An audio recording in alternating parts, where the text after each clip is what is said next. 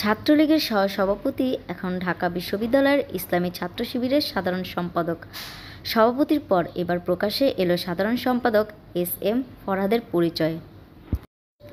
শিবিরের এই সাধারণ সম্পাদক ঢাবির সমাজ কল্যাণ ও গবেষণা ইনস্টিটিউটের 2017-18 সেশনের শিক্ষার্থী। থাকতেন কবি জসিমউদ্দিন হলে। শুধু তাই নয়, নেতৃত্ব দিয়েছেন ঢাকা বিশ্ববিদ্যালয় বিতর্ক ক্লাবের, ছিলেন সভাপতি। এছাড়াও পার্বত্য চট্টগ্রাম পরিষদের সাবেক সভাপতির দায়িত্ব পালন করেন চট্টগ্রামের এই তরুণ। চট্টগ্রামের বায়তুস শরফ আদর্শ কামিল মাদ্রাসা থেকে আলিম পাশ করার পর ঢাকা বিশ্ববিদ্যালয়ে ভর্তি হন।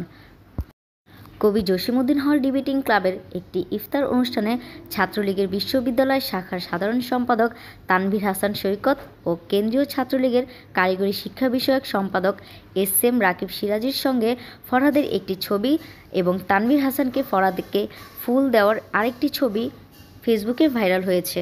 স্বৈরাচার হাসিনা পতনের আন্দোলনে ফরহাদের হাতেই প্রণয়ন করা হয় 9 দফা দাবি।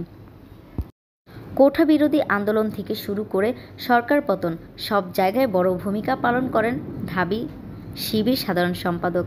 তবে গণমাধ্যমে পাঠানো এক বিবৃতিতে এস.এম. ফরহাদ জানান, সমাজ কল্যাণ ও গবেষণা ইনস্টিটিউট শাখা ছাত্রলীগের কোনো কর্মসূচি ও কার্যক্রমের সাথে তার সম্পৃক্ততা নেই। বিষয়টিকে ফ্যাসিবাদ বিরোধী আন্দোলনের চেতনা ধ্বংস করার ষড়যন্ত্র বলে মনে করছেন ঢাবির শিবির সাধারণ সম্পাদক। জানা গেছে, ছাত্রলীগের সহসভাপতি ও শিবির সাধারণ সম্পাদক এক ব্যক্তি নয়। ছাত্রলীগের পদে থাকা ব্যক্তির নাম এস.এম. ফরহাদ হোসেন, যার বাড়ি সাতক্ষীরায়।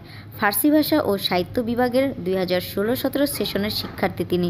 অপরদিকে শিবির সাধারণ সম্পাদক এই বিভাগের বা সেশনের শিক্ষার্থী নয়।